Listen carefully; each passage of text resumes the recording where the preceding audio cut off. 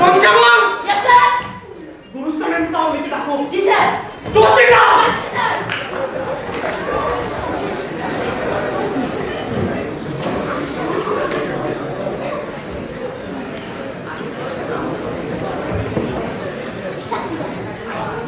এই যে স্যার বিয়াশি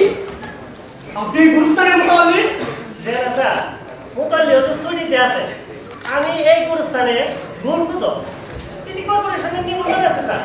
নিবন্ধন নাম্বার 330 বল খবর গুড তোমারই আমার দরকার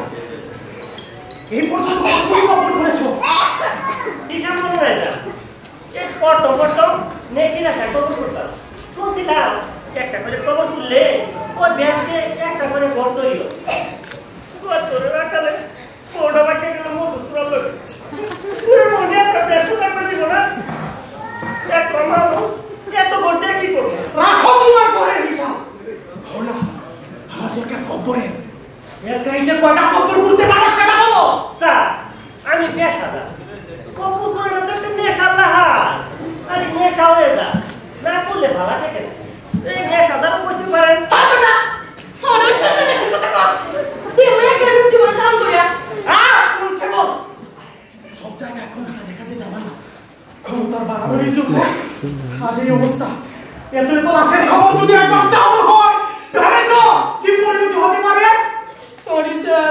বলো তোমার সাঙ্গপাঙ্গ নাই স্যার 1 লাখ টাকা তো কবর করা যায় না লোক জোগাড় যত টাকা লাগে